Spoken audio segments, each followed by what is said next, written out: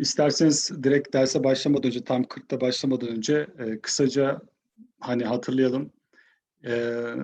Odun krizine baktık. Sonra 73 krizine baktık. Sonra 79 krizine baktık.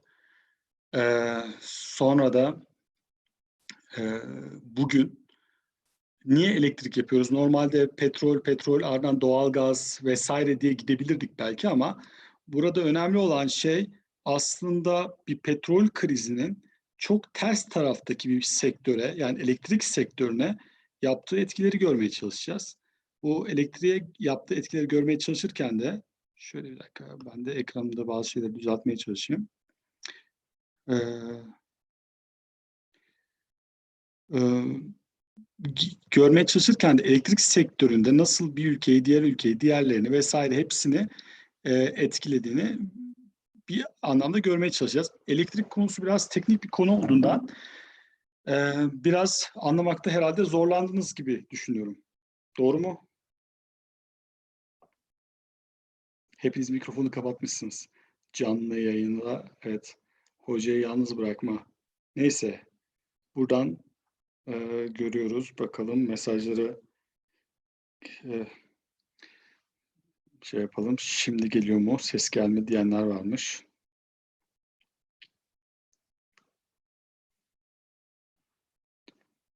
Evet. Bunları gördük.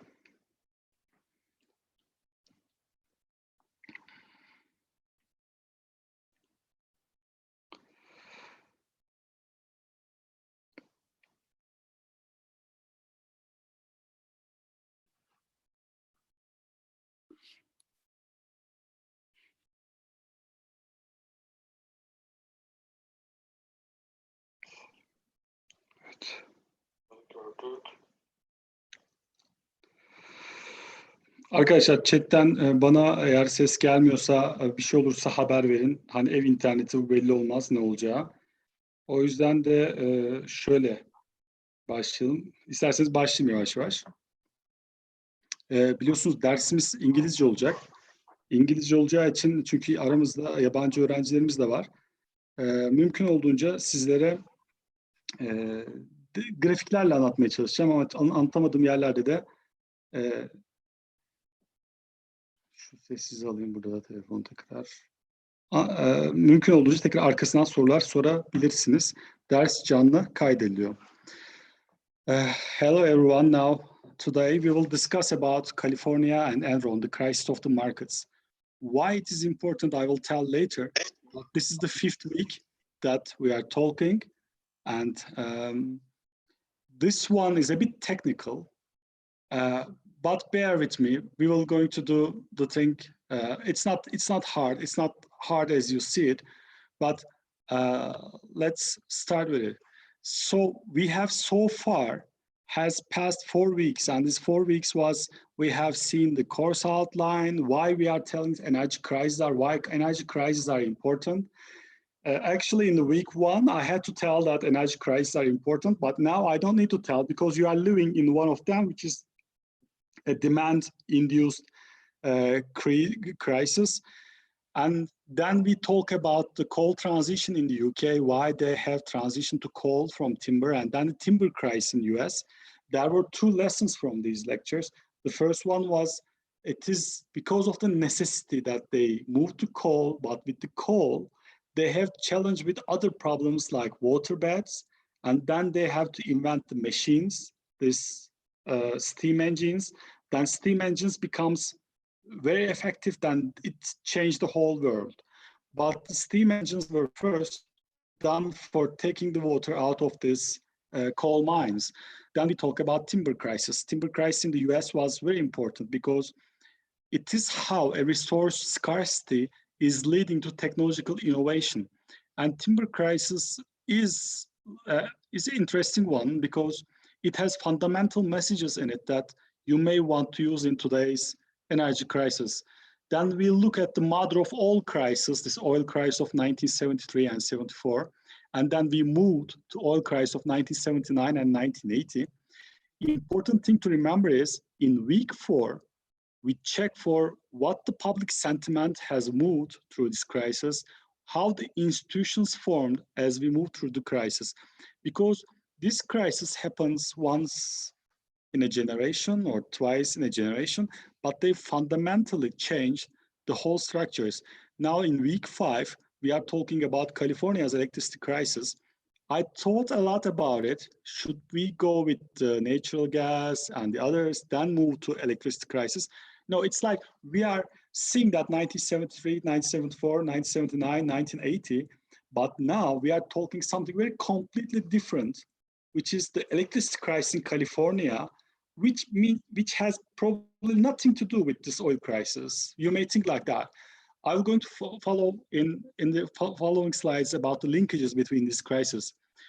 Hopefully next week will be German Energiewende. And then this week 7 may shift because, you know, the guest lecture is Carl. We have to arrange, we talk with Carl, but Carl will arrange his week. So it can be 8, 9, so we can move Chernobyl front and natural gas and then others. I hopefully revealing the full 14-week structure now. So in the 14th week, we will going to look at the other fundamental aspects of the crisis. So we will, in week 10, we will probably work about this pandemics and corona crisis. And, you know, we have a report on that one. Let's move on with our reading list and resources. I think you have all read this once and they were a bit technical, but Steve Isser's books about electricity restructuring in the United States is a must. It's one of the best books about what has happened from 1978 to the present. And California market power, Edison to Enron was very interesting. This chapter 1 is very interesting as well. I will tell about this one. You haven't read, but I have read this one. And chapter 8 is one of the articles that I make in my international trainings, in my international lectures. I generally give this as a basic article for market manipulation, how it's done. Remember that Enron's trading tactics are flashy, like Dead Star, Fat Boy, others, but they haven't earned that much money from the market manipulation in California. So they have been the poster child of this market manipulation, but they are not the best of it. So their unrevealed market manipulation techniques sting somewhere around there. As a supplementary, which I used in the slides, Powering the Past is a fantastic resource that you can read about it. Energy, Society and Environment, Pete Schwartz has an excellent video on California energy crisis in 12 minutes. So he's doing a better job than me. And Dieter Helm talks is, I'm going to give you about theoretical background, why it is very, very important. So what we will talk about today is we will do a bit of review, as I talked before. Then there's history and what electricity markets are. We have to, I have to give you the answer that these are social constructs. Electricity markets do not happen in the nature by themselves. We as human beings create and imagine these markets, and they have physical linkages to the generators, consumers, and others. And there are important terms in this one. Its terminology is important, like pricing, market power. These will be important. What are the lessons is a fundamental part. And I think I use just one slide for it. Then we will cut the YouTube live session, and there will be student presentations and quizzes. As usual, are you ready for the quiz? I see all of you has shut down your microphones, but nevertheless, I take it as you are ready. So, why? Why California crisis? The first one is electricity is the future. If we understand that the whole energy system, so I see the message now. So the whole system is moving for more electrification. Electricity markets will be as fundamental as oil markets. So we have to understand electricity markets if we want to understand future energy crisis. And electricity markets are completely different. And why they are different, I will tell so. California energy crisis is a game changer. I think in the reading list you have read about it, it's $100 billion of costs paid by the taxpayers. So how come a small market becomes such a big problem? and becomes a poster child for failed regulation and market, we have to understand what has happened in California. So there are lessons to be learned from California energy crisis, and they have learned some, and we will learn more. But one of the lessons that people do not learn because they cannot understand the complexity of electricity markets is, okay, this is a physical market, there's a physical market, but it should be supported by financial instruments. And this is why when we attend international meetings, when Americans say you have to just leave it, you have to just deregulate it, they themselves are creating some instruments, but developing countries are doing just physical operations and they're just opening it and the whole system may fail. So it's about market design failures leading to crisis. Maybe you may want to design a market that will not fail in your final homework. One aspect of this is in 2001, Pacific Gas and Electric has declared bankruptcy. And last year, as because of this fires in California, they have also go bankrupt. And the regulators said that you didn't do this vegetation enough, and PG&E has couldn't pay because there are lots of houses burned, properties damaged, and PG&E has to pay for it, and it doesn't have enough money for it. So when you look at 2001 and 2019, I think we are on the same line, but with different problems. It is still a regulation problem, maybe. We don't know about the last part, but in the first part, it was a regulation problem. In the second part, it's another regulation problem, but this is more likely the operation of day-to-day jobs. This is the difficulty in electricity markets and electricity, the regulation. These are public services, and you have to do the regulation correctly. And blackouts are a normal part. I'm not saying an abnormal, but normal part of electricity systems because they are real-time systems. And in real time, there are zillions of problems that may come together and cause blackouts. One of the problems that we see so far is it's generally the blackouts have some patterns. One of these patterns is they are generally chain events. If you check the web page underneath the slide, which is the 10 worst blackouts in the last 50 years, there are vegetation problems. I mean that they didn't trim the trees, right? So trees grow bigger, and under the overhead lines, it causes shortcuts and others. So they cause some problems. But generally, especially in US blackout in 2003, if one event happens and the other follows, and if the chain events happen, it becomes something huge, which was what was happening in Europe. And it started from Germany. Germans are very successful in electricity. They do lots of simulations, all the technical capabilities, everything they have. They are the center of this electric power in Europe. But they have also struck by this blackout in Europe in 2006. And even Paris didn't have electricity at that time. And India, with 700 million people, because of over demand, they have crashed too. So blackouts happen, and David Nye has an excellent book about blackouts. Blackouts is very interesting because when they happen, we all fall to our natural life. That means that electricity is providing us services that are not natural. So when it goes, we all turn back to nature. And David Nye tells about stories in US blackouts, and you know, in the California blackout, there is not too many events. So historical notes. So if you see that part here, you will start from there. But I would like to tell you about what has happened before, why it is linked to oil crisis. So there's this 73 and 74 oil crisis. With increasing oil crisis, inflation in UK get out of control. When inflation gets out of control, unions go to strikes and they expect to get paid more because their salaries have melted. So they go for a coal strike. And with the oil crisis happening, England, the Prime Minister Edward Heath declared a 3-day-a-week. That means that they just work for 3 days to conserve coal and electricity and energy.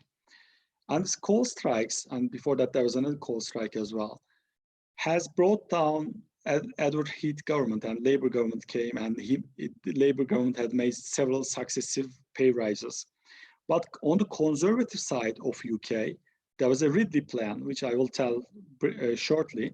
This Ridley plan has made the foundations of how to deal with these utility sectors.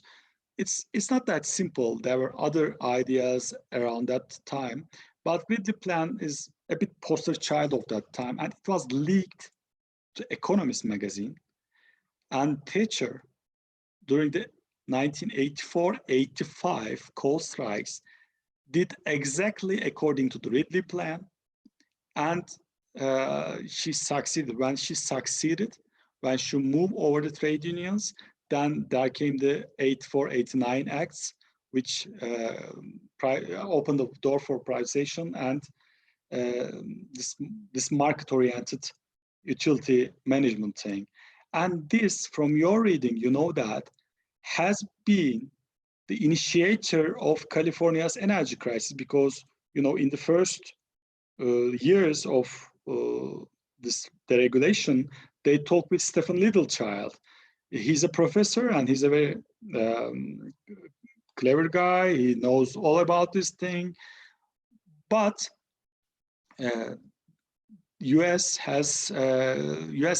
California has some other problems. We will talk briefly. This oil crisis on the USA side, you may remember that Nixon's energy independence, and Nixon has revealed that we will have to be energy independent. And then then Ford came, and then the Carter came, and Carter looked back and see that this energy independence thing didn't move a bit. So what he thought was, Americans are wasteful, so we have to be more efficient, alternative fuels, etc. Then there's the PURPA, Public Utilities Regulatory Policy Act of 1978, which has QFs, qualifying facilities. These are the precedents of feed-in tariffs. So the crisis affected US fundamental oil crisis, and Carter's law became a template for renewable supports. So the oil crisis moved to that, and to that you see that it's all like it makes a domino effect. And we don't know today coronavirus and the economic and other consequences of coronavirus will have the same effect like in 50 years time, completely change the history or not. And with qualifying facilities, you know that California's bill rose and then they go to the UK. And so let's start with UK coal strikes. So high oil prices lead to high inflation. Wages melted, and UK started this close to two and a half months, 3-day-a-week thing, which they worked 3 days. And this coal strikes had brought down Edward Heath government, because Edward Heath, not by this one, but Edward Heath call for general election, then there's general elections and Labour government come. And it's left conservative governments with bad memories. So when we come to UK before the oil crisis, there was British gas, so they nationalized most of the industries, and not most, probably all. There's British gas formed in 1972. In electricity, they formed a Central Electricity Generating Board, and from 1957, and 12 area boards. This is how the system was designed. And there was water from 1973, and there's water authorities, and telecommunications. There was post office before 1981, and British telecommunications after 1981. So with the strikes, 1977, the conservative economic reconstruction group, under the name of that, really prepared a report about nationalized industries policy group. And this report has leaked in 1978 to Economist magazine. So the coal unions, everyone was aware of this report. I would like to read on the left-hand side, I put some parts that why the motives of this liberalization, the regulation and others, because it is not per se ideological, there is ideological parts of it, but it may come out of a necessity. Necessity because of the coal strikes, necessity because of increasing wages, necessity because of falling consumer satisfaction. It says, there are fundamental differences between the private and public sector. In the private sector, there is the fear of bankruptcy and redundancy. This is the stick. There is also the hope of reward in the form of higher dividends, salaries, or wages as the result of success. This is the carrot. These sticks and carrots are weaker in the nationalized industries. The sanction of bankruptcy does not and cannot apply, although that of redundancy can and does. The incentive of working for higher reward applies in relation to piecework or payment by result schemes. In no case does it apply to management, let alone to the providers of investment capital. People are rarely dismissed for inefficiency. If I go back here, one of the very important parameters we hear from Carter was efficiency. This efficiency was energy efficiency and being efficient in economical terms. But Reagan, after Carter, was talking about efficient economy. So oil crisis pushed the efficiency term into the agenda, just like 9/11 pushed energy security and security concepts into the agenda, because it focused everyone on this subject, efficiency, very important. More and more, the nationalist industries are run for the benefit of who work in them. Pressures are for more jobs for the boys and more money for each boy. The need to satisfy the customer is less and less apparent, mainly because they tend to be monopolistic concerns. So talk about state-owned enterprises or state enterprises as being monopolistic, and they do not care about customer satisfaction. They just care about more money, more wages, more people employed there. This report really, I think, laid the foundations for what to be done for the conservative government. So this is the motive that the whole the regulation privatization thing has started. But there was, of course, there were economists talking about these and others, and there were some examples of it. But this is from UK's perspective. And in Thatcher's era, in 1984 and 85, there happened a coal strike. And if you read from here, there was big protest against Thatcher and her government, but she did exactly to this plan. And she won, and she followed the rhetoric from this report. So I'm not taking everything from Thatcher and putting into this report, but this report is the summation of the ideas discussed in the UK public policy.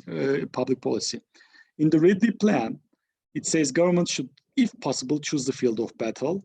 Government chose coal and decided to close coal mines. Industries were grouped by likelihood of winning a strike. Coal industry was in the middle of three groups. So she didn't push for the absolutely strong winners in the unions. She chose the middle one, which was coal ones. Coal stocks has been built. According, this is from the report actually. They imported coal from non-union foreign ports, and they hired non-union lorry drivers to carry this coal. So they, before the war began, they deposit lots of coal close to the power plants, so the strike may not impact electricity generation. And after winning this battle against coal strikes, Thatcher government has started with this axe on the left, and then there's this new institutions on the right. It started with telecommunications. Interestingly enough, in US and in UK, gas has been deregulated before the other ones, before electricity. Electricity is much more complicated, but gas is fewer players, etc. In Telecommunication Act, actually, most of the time they follow a major leading example, in that sense, Telecommunications Act, and then they copy the same ideas to the other ones. Of course, there are differences, but this is how it happened. They created new acts and new institutions, and in the readings, you read about the head of OFAR, which was Stephen Littlechild, and she's an emeritus professor, and I put the link of his writing. He's still giving his ideas about UK, how UK should do the regulation, etc. And he's writing about it. Stephen Littlechild is one of the very important people in this electricity deregulation thing. So you should follow what he has written so far, because recently, last year, I believe UK government has introduced price caps, and he was against it, but he has written an extensive comment on this thing. Okay. And in US, what happened during that time was, how we come to that point is, after Nixon and Ford, 1977, Jimmy Carter has came. And as I told you, he said this energy independence by Nixon, and it's not working because there are lots of problems, because American society and this whole rate structures are aligned for more consumption. There is what we call promotional rate structure. Promotional rate structure is that the more you consume, your price gets lower. So you have incentive to consume more. And he was very sympathetic against alternatives. He was very sympathetic with this alternative energy, and he has put these solar panels above the White House, and this is his picture. But Reagan, when he came, he just dismantled them. But the important legacy of Carter era is the Public Utility Regulatory Policies Act, which is from 1977 to 1978 discussed and signed into law. And in that one, promotional rate structures have been has been eliminated. And one of the very important things was qualifying facilities. So Public Utility Regulatory Act is really a after product of oil crisis. So this is how oil crisis pushed policymakers in another area to move to have a more efficient, less costly, and a change paradigm in the sense that no more awarded more consumption, less consumption, efficiency, and this kind of terms has entered into jargon. These qualifying facilities are very important, because if there's small power production facility or cogeneration facilities, which are renewables or very efficient facilities, you have to buy, independent power producers have to, independent utilities have to buy from them with the avoided cost. Avoided cost, I mean that it's a very high price, because by avoiding that cost, you do not need to make the line. And so you don't need to make a line to a facility, because if he does the small power production there, so you don't need to do all this investment for the substation and others. So there's with avoided costs and long-term contracts. In the reading, you see that is 25% of, I believe, the long-term contract with this very high price QF contracts. So this was another factor that is affecting this California crisis. So Western energy crisis or California crisis from three perspectives. What this three perspectives is, this from Pete Schwartz. And there's PURPA Act. So there was this roots of restructuring. So you remember they went to Stephen Littlechild, talked with it, and the yellow book has been issued. And then they passed the law in California. This is state law, not federal law. Then there's the rulemaking, and they started the market functioning. And they opened the retail competition as well. They opened the retail competition quickly. And the market functioning has started here. This natural gas prices were when it was low, and the crisis began here when natural gas price increased, and it was at the peak during that period, but it failed during this period. So natural gas prices, the hike in natural gas prices was a major factor, is maybe one of the factors of Western energy crisis, because fundamentally they have done a major thing wrong. To pass the law, this EEPS517, they promised not to make price hikes. So they kept the consumer prices. But when natural gas price increased, they couldn't pass the increasing costs to the consumers because consumer prices, retail ones, was kept. So this is the natural gas prices in the US. Maybe I should get this one like that. Henry Hub prices, okay. And this is how the electricity prices gyrated. It's like crazy, the prices are, for example, today when you talk about Turkish electricity prices, it's like $50 or something like that. But during that time, the prices were over 100, and they were moving through 200, 500, 600. It was just looked like out of control. And in crisis like that, because it's complicated and electricity is not easy to tell to anyone, it took a long time for politicians to get what was happening. And there's Enron in the readings as well. You understand about why Enron has failed. So it was a major, remember in the US and UK, natural gas deregulation started before the electricity one. So Enron started with the pipelines, then it was formed with the merging of Houston Natural Gas and Internord. And with the gas pricing, they regulated, they were active there, and they moved to electricity. And in the California crisis, they became the poster child, but they failed quite quickly. Why? Because to post earnings, they were pushing their losses to some other firms, which they see that they have no relationship with them, but in the reading you have seen that they are.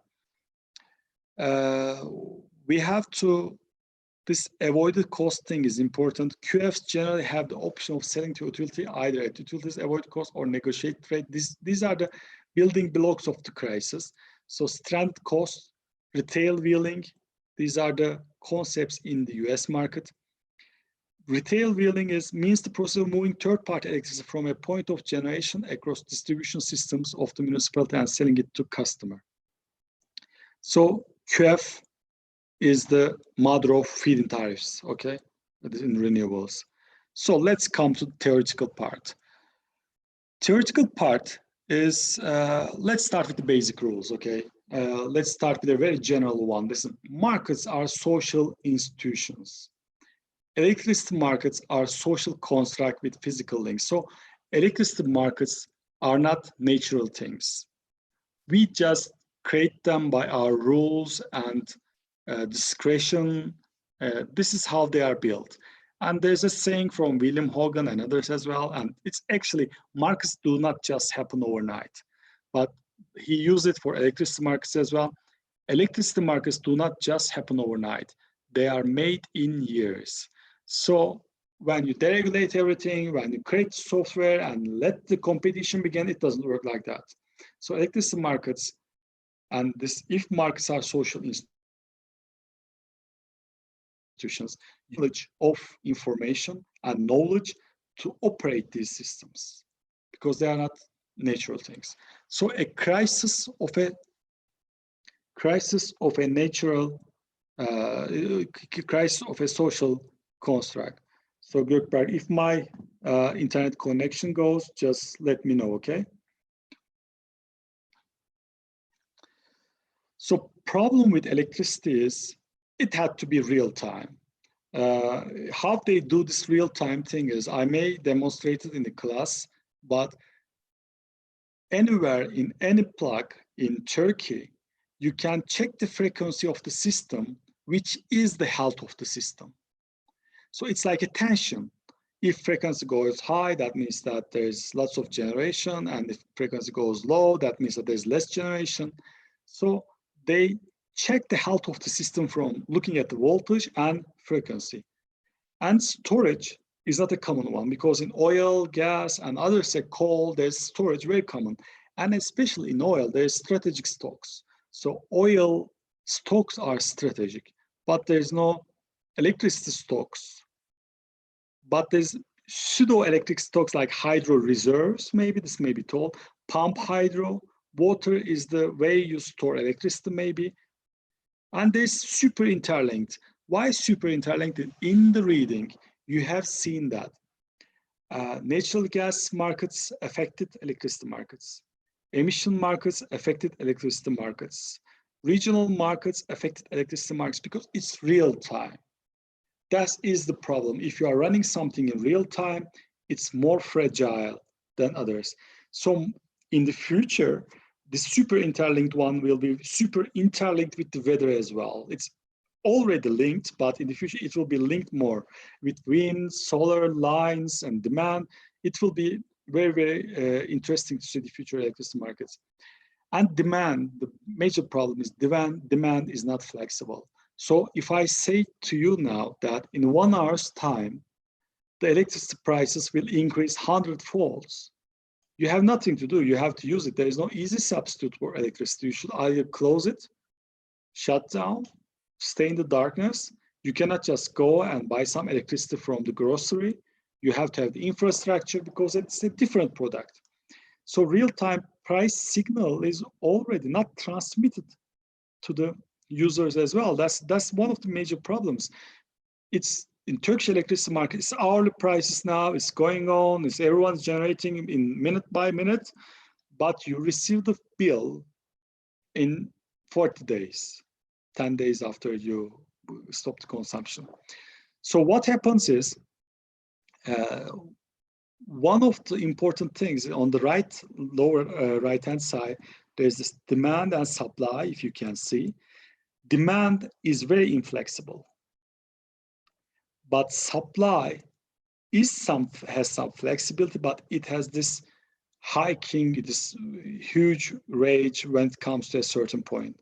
So these are what makes electricity different, hard to manage because of this natural things. I would like to give you my normative view. So we are not just trying to criticize and talk about everything. What is the normative view? As we talked before, price is a construct. No, my understanding what's a normative view is if it was a really electricity market, if it was like blockchain based and everyone can buy from everyone that it likes, just like a bazaar, and it can shop as much, you can shop as much as you like of the products you want, from green to the black to the coal and the wind to the solar. There's no need for central coordination. Buyers and sellers meet and these transactions happen. And how do we know the hourly prices from this bazaar? For example, how do we know the hourly tomato prices from this bazaar? It's like oil markets. We have to make a survey and we have to ask the buyers at the end of each hour, maybe, how much you paid for this tomato. And then we check that and say that the tomato price at 1 o'clock in the afternoon, in the noon, is 5 Turkish liras. So this is the normative view of how a market should be. And it should be, the price is discovered. It's not calculated, price should be discovered. But electricity markets are not like that.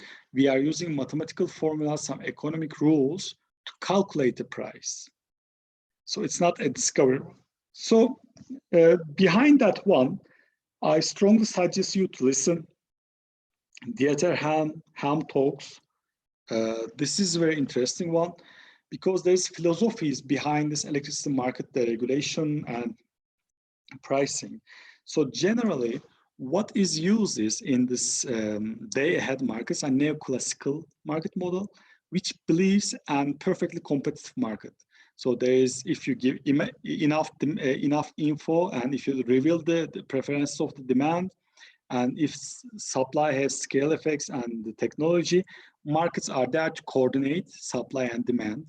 And it happens, this is one of the flaws of maybe Adam Smith's philosophy is this markets coordinated costlessly. And this is one of the discussions of Dieter Ham. You should watch the video.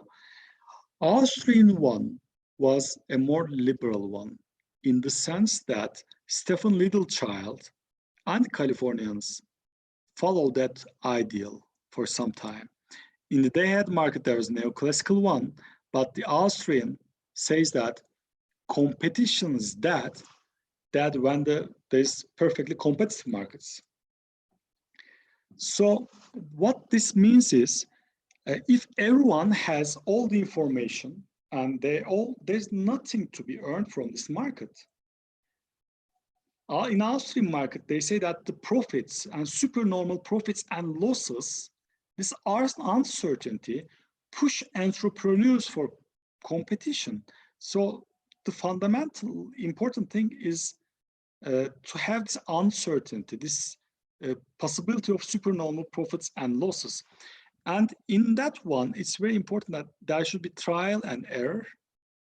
And Austrians do not believe in supply and demand curves that we will see shortly, because individual preferences are very important. It cannot be just aggregated like that. And there's the third one, is asset-based systems. It's saying that these are core infrastructure. If you want to build a big nuclear power plant or big project, you cannot make this marginal pricing analysis. Why? Because think this way, you made a huge pipeline of natural gas. And when it's finished, you try to price it according to marginal price, which marginal price will be very, very low. So how come this investment will pay its capital expenditure? So in asset-based and systems, they do not believe in this marginal analysis. No marginal analysis is not right because these are big projects. Marginal pricing fails here.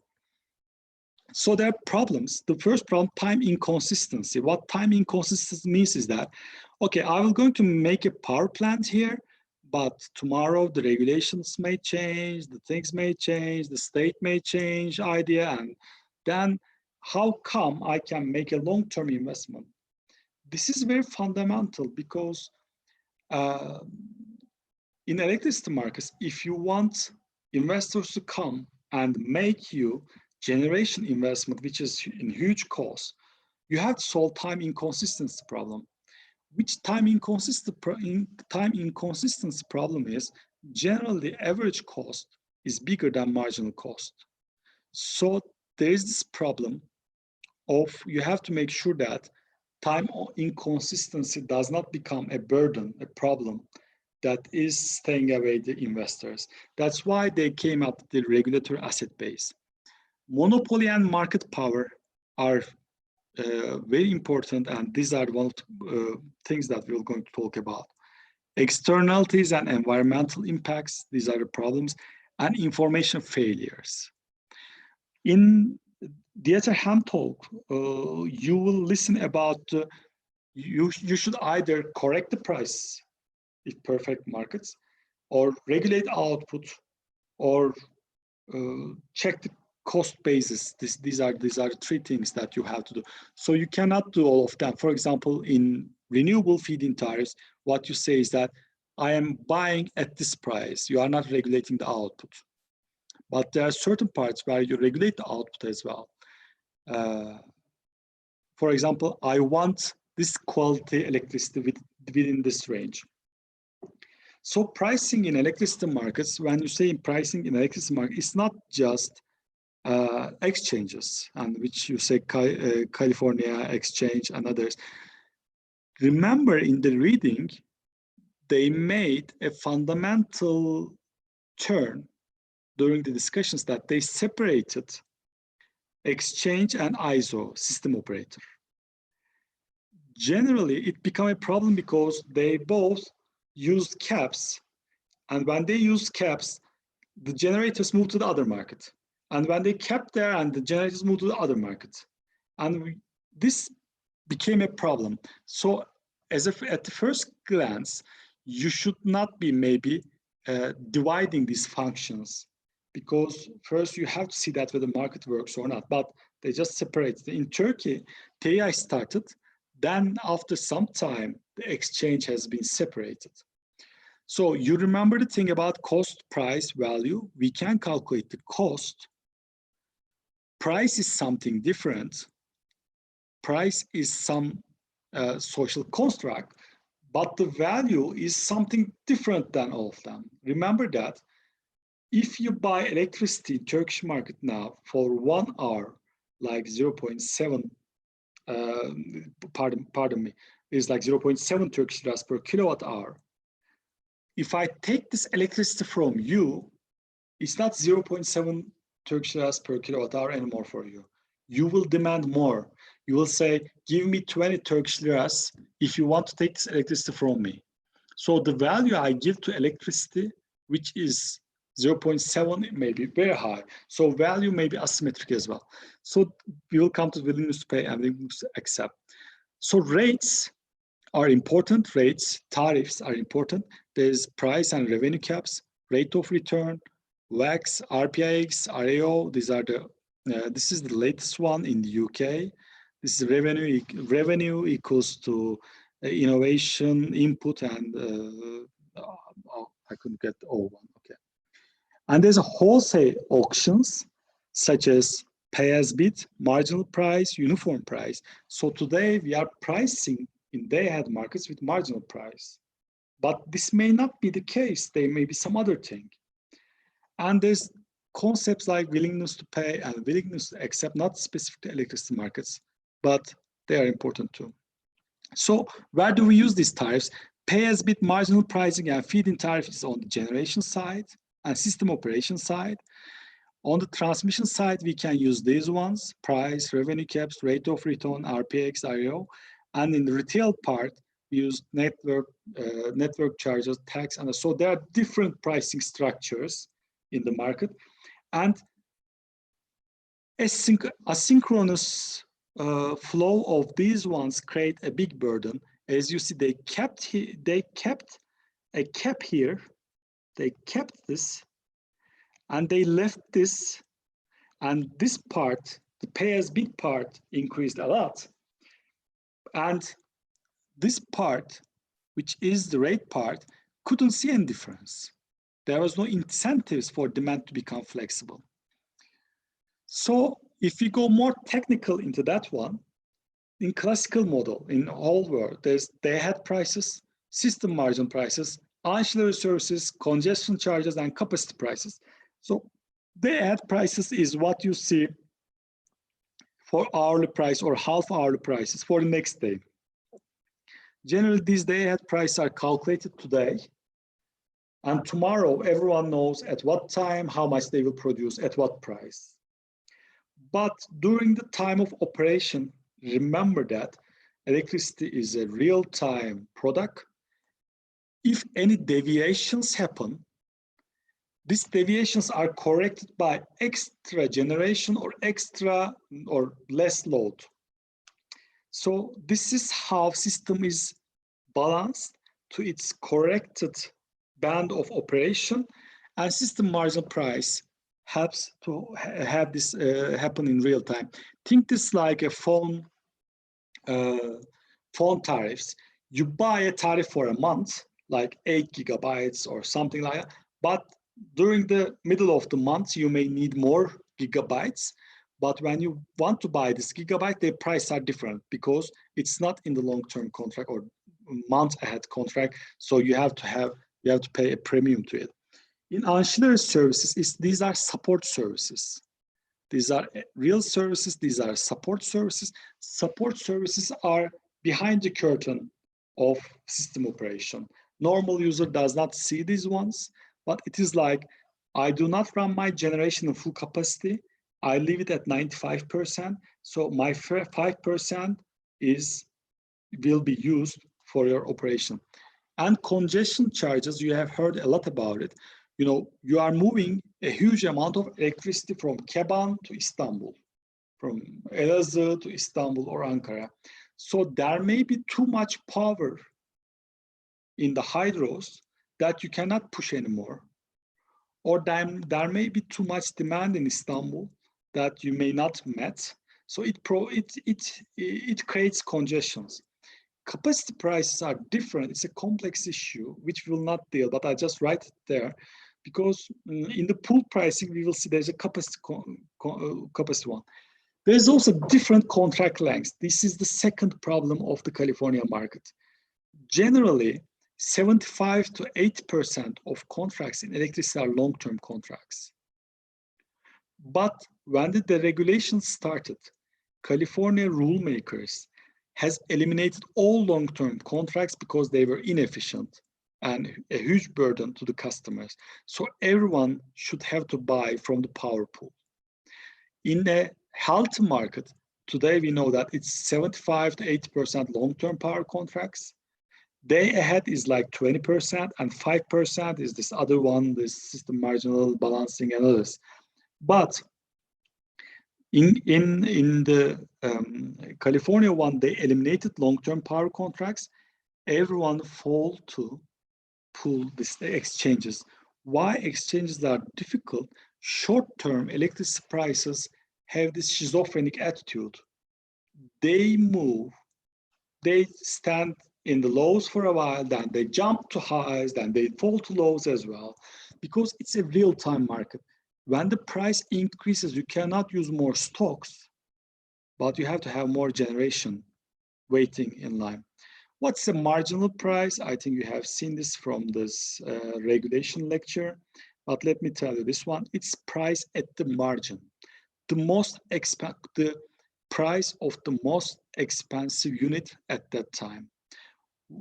Think this way, there are 3 generators and 10 megawatts each, and they bid in Turkey, they bid in PJM, their costs, they have to reflect their costs, etc. 5, 7, 8. So let's assume that these are 10, 10, 10, and 5, 7, 8 cents per kilowatt hour.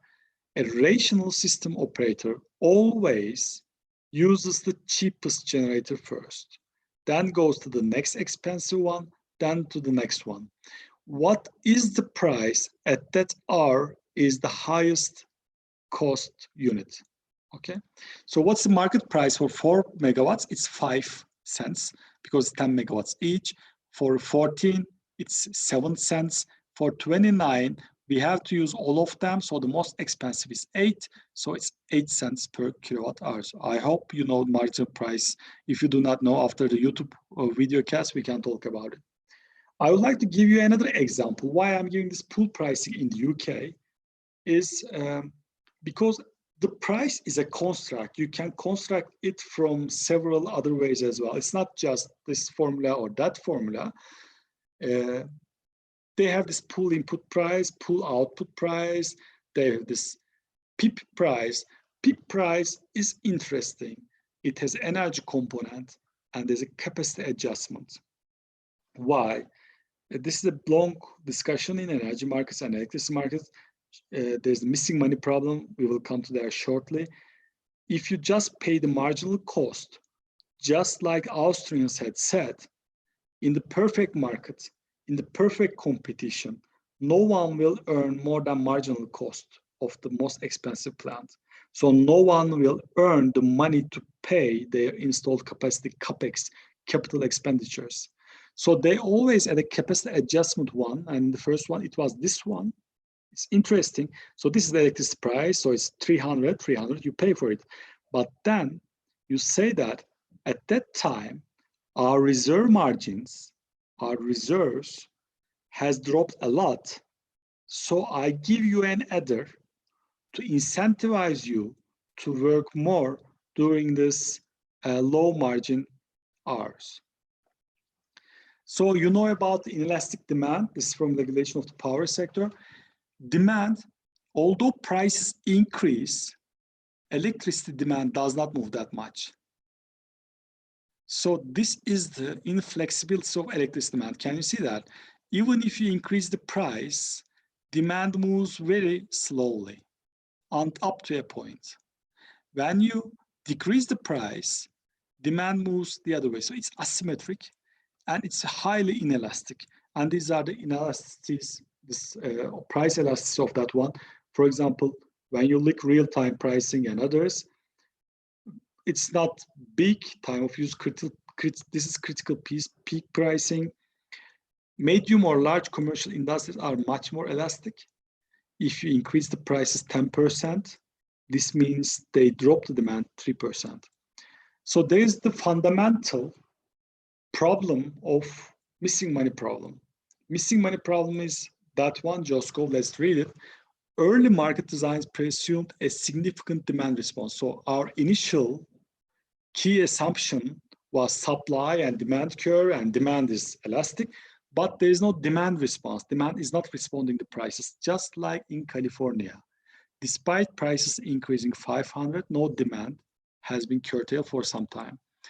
Absent this demand participation, most markets implemented inadequate pricing rules equating prices to marginal costs, even when capacity is constrained. This produces a missing money problem. This missing money deters generators from making a new investment or returning their capital expenditures.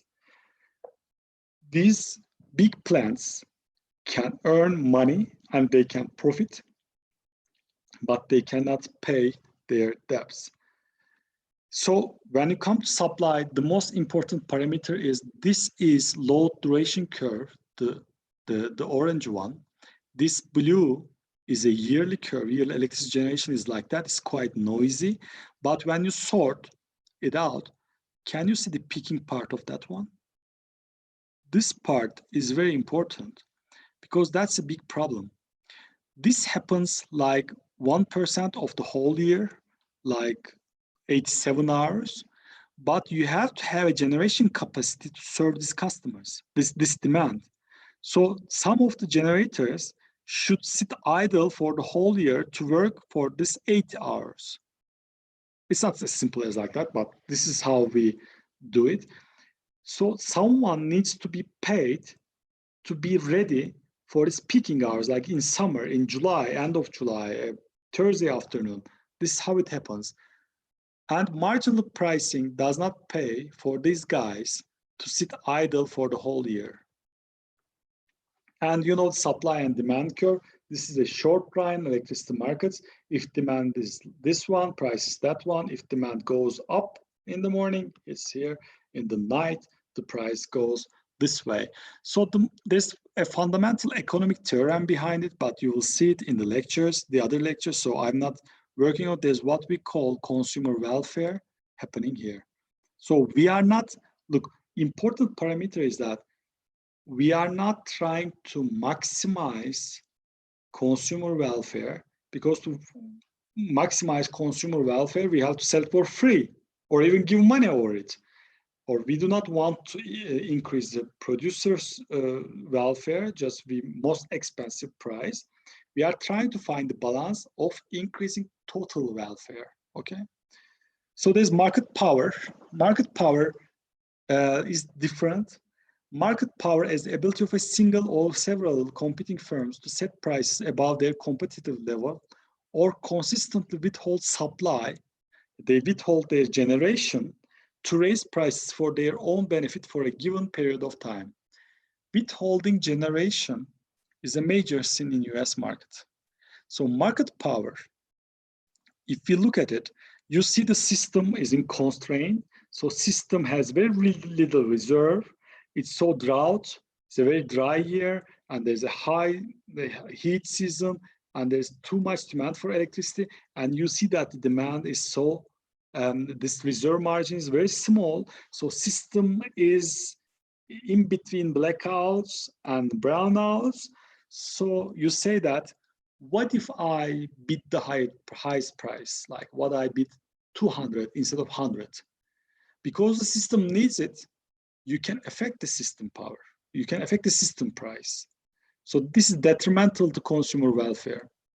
There's gaming, manipulation, and fraud in the last reading from the Steven Isser. You read about collusion, tacit collusion, and others. Gaming is a behavior that circumvents or takes unfair advantage of market rules or conditions in a deceptive manner that harms the proper function of market and potentially other market participants and consumers. The gaming is forbidden, and it can be even potential. So it may not happen, but it has potential to harm other market participants. And fraud, probably you know, obstructing a defeating or defeating a well-functioning market is fraud. There are ways to check for it. There's indices, you check it. Generally, what you check is in the court hearings, in the readings, you know that they made simulations. They checked for what the prices may have been, and they said prices may have been this one, but the price were like this much. So there's a big problem. There's this monopoly, there's market power, someone exercise market power. So you know this graph, you see the crisis period. And in short, what happened was they put price caps on the retail. They separated the ISO and exchange. So the generators were withholding their capacity from one market and trying to get better price for the other. Although all of these prices are well above their costs, but they just simply wanted higher prices. They just wanted to sell their asset at the highest price. Even the prices were formed here, they were still earning money, but they wanted these prices. So greed is prevalent in that one. This Enron is why we talk about several different pricing in different segments of the market. So this is the trading strategies of Enron. So they practically tried everything in all pricing regions, from congestions to market trading to the ancillary services. They tried everything, and they tried all sorts of ways. Because markets are social constructs, there are flows in all these social constructs. So I think this is the last one. Hopefully I'm finishing with a 10-minute extension. The first one is, when demand over supply is close to one, anyone may exercise market power. So if it's a tight market in oil or electricity, but in electricity, it's much more leveraged. What may happen is anyone or a group of investors or entrepreneurs, bidders, may increase the prices beyond control. And the lag in cash flow creates imbalances. What I mean by this is they are buying this high price electricity, but they cannot convey all this cost to the consumers, because during the passage of the act in California, they promised not to make any price hikes.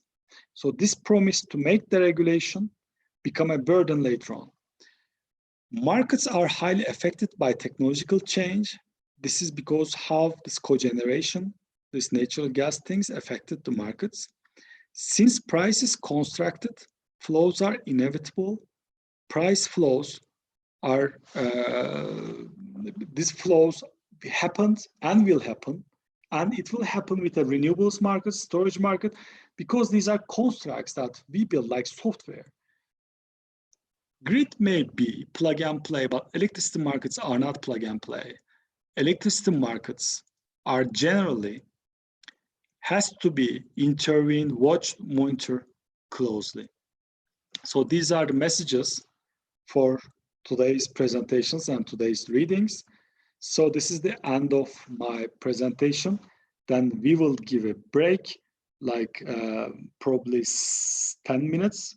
After 10 minutes, we will continue with our video session and no YouTube anymore. And I would like to thank all YouTubers out there watching us. I hope you enjoyed it. If you enjoyed it, show your likes. So we may repeat this one again, and we may maybe make the other lectures open as well. Okay, thank you very much.